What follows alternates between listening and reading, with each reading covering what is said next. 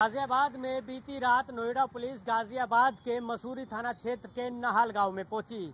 यहां एक बदमाश की दबिश देने के लिए नोएडा पुलिस पहुंची थी। हालांकि इस बात की पुष्टि नहीं हुई है कि उन्होंने गाजियाबाद पुलिस को इसकी जानकारी दी थी या नहीं दी थी।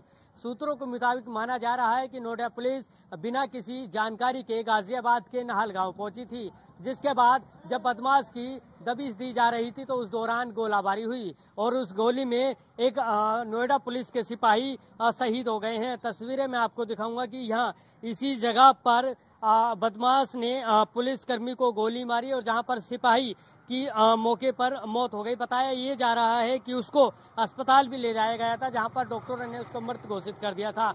लेकिन जहां तक की सूचनाएं निकलकर सामने आ रही हैं उसमें साफ तौर पर ये भी बताया जा रहा है कि बदमाश ने पुलिस के सर में गोली मारी थी, जिसके चलते उसकी मौत हो। लगातार इस तरह की एक्टिविटीज देखने को मिलती हैं। इससे पहले भी कई ऐसे मामले आए हैं जब पुलिस पर फायर या फिर पथराव किया गया है। जानकारी के अनुसार जब पुलिस दबिश दे रही थी तो उस दौरान यहां पर पथराव किया गया। पथराव के बाद जैसे ही पुलिस संभल थी उसी दौरान गोली चला दी गई और गोली सिपाही के सर में आगे लगी है। तस्वीरें एक बार फिर मैं दिखा दूं, ये गाजियाबाद का मसूरी थाना क्षेत्र का नहाल गांव है और यहाँ पर जो दुकानें हैं वो फिलहाल पूरी तरह से बंद है और इस बात की गवाही दे रही है कि यहाँ पर एक पुलिस वाले को शहीद कर दिया गया है। गाजियाबाद के मसूरी थाना क्षेत्र के इस गांव में इससे पहले भी कई घटनाएं हुई हैं और अब जिसके बाद से मौके पर तमाम पीएससी और पुलिस फोर्स मौजूद है।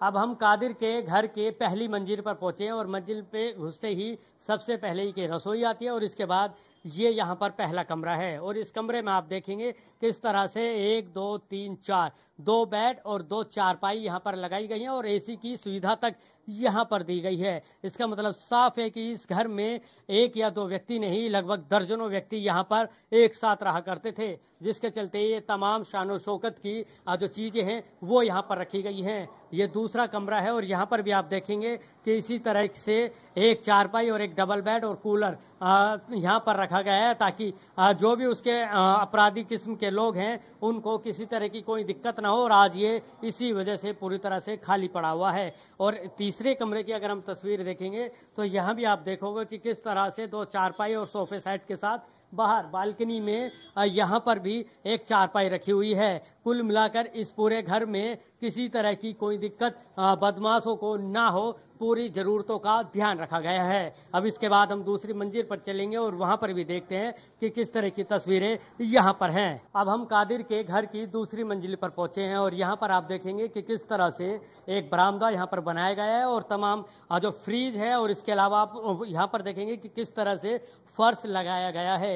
ये लूट से कमाए हुए पैसे की एक एक बर्बादी यहाँ पर दिख रही है कि किस तरह से लगातार लूट करने के बाद पैसे को खपाया जा रहा था। इसके बाद ये जो रूम है ये कादिर का बताया जा रहा है और यहाँ पर भी तस्वीर हम देखते हैं तो आप देखेंगे कि किस तरह से यहाँ पर हाई क्वालिटी फर्नीचर्स का इस्तेमाल किया गया है और पूरी शानो शौकत यहाँ पर रखी गई है। चाहे लग्जरी यहाँ पर ड्रेसिंग टेबल होगा और इसके अलावा अगर पीछे की हम बात करते हैं तो यहाँ पर भी आप देखेंगे कि किस तरह से यहाँ पर अलमीरा रखी गई है और जिसमें तमाम शानो शौकत की चीजें रखी गई हैं। ये सभी लूट की कमाई से कमाया हुआ धन था जिसको इस तरह से खपाया जा रहा था। इसके अलावा इस कमरे में भी एसी रखा गया है और दूसरे कमरे की अगर हम बात करते हैं तो वो भी हम आपको दिखाएंगे कि ये उसका दूसरा कमरा है। कुल मिलाकर लगातार एक के बाद एक अब ये 8वां कमरा यहाँ पर है और जहाँ पर एक बेड और यहाँ पर डाइनिंग टेबल के साथ साथ सोफा और इन्वर्टर जैसी तमाम चीजें यहाँ पर रखी गई हैं। और सबसे बड़ी बात यह है कि जब हम ऊपर के कमरे में पहुंचते हैं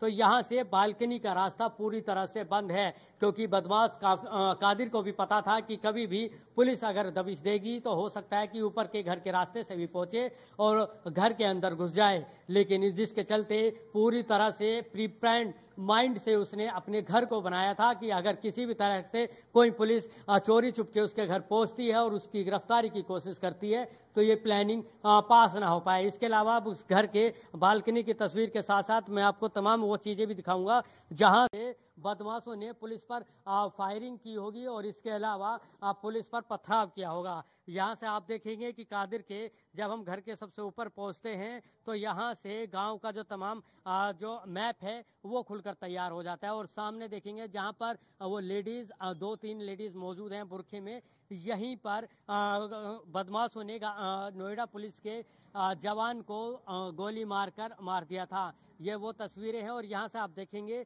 कि इस जगह से वो लगभग 1, 2, 3, 4 रास्तों की मैपिंग कर सकता है। पूरा घर की तस्वीर आप देख रहे हैं कि किस तरह से तमाम 4 रास्तों की मैपिंग इस जगह से की जा सकती है। तो ऐसे में गाजियाबाद पुलिस को बिना इन्फॉर्म दिए नोएडा पुलिस का यहाँ पर दबिश देना सबसे बड़ा गलत कदम बताया जा रहा है। गाजियाबाद के थाना मसूरी क्षेत्र के नहल गांव में नोएडा पुलिस आती है और एक बदमाश की दबिश देती है, लेकिन इसी दौरान बदमाश की तरफ से पथराव किया जाता है और फायरिंग की जाती है, जिसमें एक पुलिसकर्मी की मौके पर मौत हो जाती है। तस्वीरें मैं आपको दिखा दूं, नोएडा पुलिस जो है कादिर को पकड़ने आई थी, जिस पर गैंगस्टर और लूट जैसे लगभग 16 मुकदमे दर्ज हैं और उसका ये घर है। इस आलीशान घर को आप देखकर अंदाजा लगाएंगे कि आखिरकार जो कादिर है वो लूट का सारा माल कहाँ लगा रहा था। घर आप देखिए कि कितना आलीशान तरीके से इसको बनाया गया है और अंदर की अगर हम बात करते हैं तो 8 कमरे इसमें और 8 कमरों में लगभग 4 कमरों में